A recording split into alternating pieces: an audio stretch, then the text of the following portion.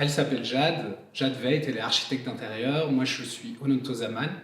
Je suis essentiellement graphiste et ensemble, on s'est lancé pour faire Room Carré Studio il y a 2 ans environ, où on propose et de l'architecture d'intérieur et du graphisme et de la scénographie et un petit peu de set design pour des shoots photos. L'idée en fait avec Room Carré Studio, c'est pas de se développer et d'essayer de faire une agence qui fait 20 personnes comme il y en a beaucoup à Bruxelles. Nous, l'idée c'est de rester vraiment un duo créatif qui s'entoure de personnes tiers ou de freelance. En général, on essaye de bosser toujours avec les mêmes personnes. On a un photographe avec qui on fait la majeure partie de nos projets quand on a besoin de photos. Si on a des vidéos, on bosse avec d'autres gens, etc.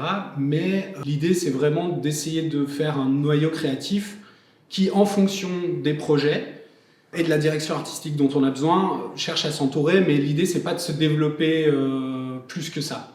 Où est-ce qu'on se voit dans 5-10 ans ? On espère faire des projets qui nous feraient rêver. Bosser pour des musées, ce serait un gros gap pour nous. En gros, on souhaiterait pouvoir continuer comme aujourd'hui dans 5 ans en fait. Ouais. On est absolument là où on a envie d'être et voilà, donc que ça continue à tourner comme ça, d'avoir de plus en plus de clients et de projets. Et effectivement, c'est assez diversifié ce qu'on propose. Donc on n'a pas envie de créer un bureau parce que c'est beaucoup de gestion et on a toujours envie de continuer en fait à avoir notre créativité. Je dirais la sensibilité et le naturel, quand on fait les choses avec beaucoup de feeling. On est assez complémentaires là-dedans et on a souvent des idées comme ça qui nous viennent et puis on rebondit sur l'idée de l'autre et c'est comme ça qu'on avance. C'est assez intuitif. Ouais, et pour le coup, quand vous nous avez appelé pour Horta, on était bien content de faire partie d'un projet qui défend quand même des valeurs qu'on partage, quoi. Le Made in Europe, l'upcycling, tout ce genre de choses qui, selon nous, doivent faire partie du monde d'aujourd'hui et de demain. Donc nous, si on peut, dans la mesure du possible évidemment, dans les projets qu'on fait, intégrer des choses recyclées ou des choses qui sont faites localement, utiliser des matériaux et ou des gens, comme on l'a fait ici en fait. Tous les corps de métier viennent d'ici. Et ça fait partie un peu de ce qu'on a envie de mettre en avant. Moi, je pense qu'on a vraiment accentué nos valeurs sur l'humain.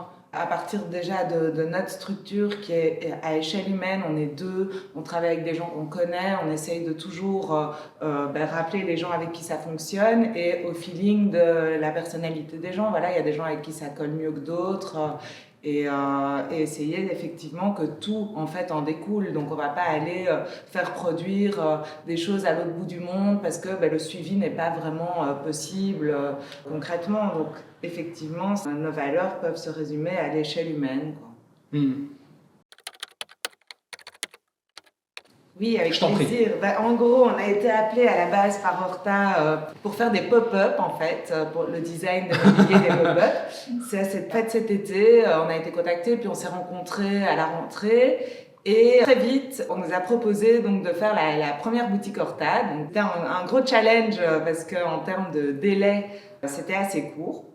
Mais on a pris le défi avec plaisir et tout a coulé de source en fait. C'était en fonction de la boutique qui était assez allongée, on s'est dit on va partir dans des courbes et faire un petit peu un parcours attrayant pour le client. On avait envie d'un lieu aussi qui soit assez différent des boutiques qu'on a l'habitude de voir ailleurs et d'amener un petit aspect scénographique. Parce que c'est un petit peu notre touche, histoire qu'on s'y sente bien, que ce soit le client qui va passer peu de temps ou en fonction, ou les personnes qui y travaillent pour que ce soit agréable. Et il y avait aussi cette espèce de demande d'avoir une connotation à la Belgique et à Bruxelles, et on n'avait pas envie de partir dans quelque chose de trop bateau, de trop cliché, donc on voulait pas faire des frites, des moules, des gaufres, ce qu'on a l'habitude en fait d'avoir en référence à Bruxelles, parce qu'ici on parle d'archi d'intérieur et d'architecture, donc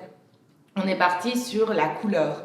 Et pour dynamiser un petit peu cette boutique qui était en forme de couloir, on a décidé de jouer avec un dégradé de couleurs. Et pour la sélection de la couleur, en fait, on s'est basé assez naturellement sur des couleurs de briques de maisons bien typiques bruxelloises.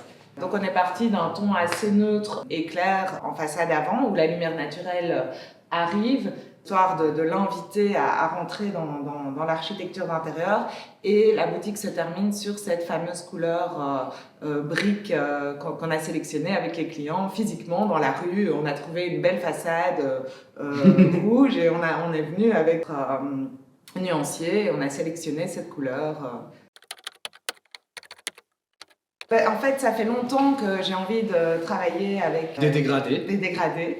Pendant la demande et le process de création, il y avait une expo au CAB, la Fondation CAB à Bruxelles, avec un dégradé de couleur de l'artiste Peter Vermeersch, un artiste belge. C'était une manière où on s'est rendu compte que c'était hyper vivant dans l'archi d'intérieur et que ça amenait vraiment une espèce de narration à un espace.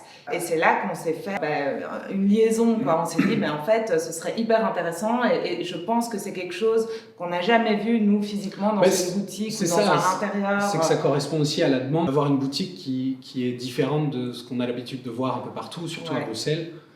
Donc pour se démarquer, en fait, c'est venu assez naturellement. Je crois que Jade on a été voir cette fondation CAB un peu à ce moment-là. Et je pense que Jade m'a dit, mais en fait, il faut qu'on propose un dégradé et qu'on aille dedans, quoi. En fait, le truc, c'est qu'évidemment, on essaye de s'imposer des horaires de bureau, etc. Et ce soir-là, en fait, le soir où on a eu un petit peu toute la direction artistique de la boutique, on s'était vraiment dit, allez, ce soir, on va se boire un verre, on prend pas nos carnets. Ça a fini en mode, on a demandé une feuille à la serveuse, on a commencé, et c'est là que toutes les idées nous sont venues, quoi. Donc, c'était assez drôle. Et quand on la présente à Horta, en fait, ils ont adoré. Et au final, c'était quand même assez risqué parce que même physiquement, c'était compliqué avec les délais, etc., de gérer ce dégradé. Donc concrètement, il a été fait par Spray Art, qui sont super et qui ont, en fait, ils ont pu intervenir. Donc le chantier était en cours, il n'y avait pas de lumière, il n'y avait pas d'éclairage artificiel. Ils ont fait ça avec 2 spots en 3 jours. Et je trouve que le rendu est assez exceptionnel. Mais c'était un risque et on l'a pris et je crois qu'il a été relevé avec brio. Oui, venez voir cette boutique parce qu'en fait, nous, on est assez fiers de ce projet et chaleureux, simple et efficace que Horta.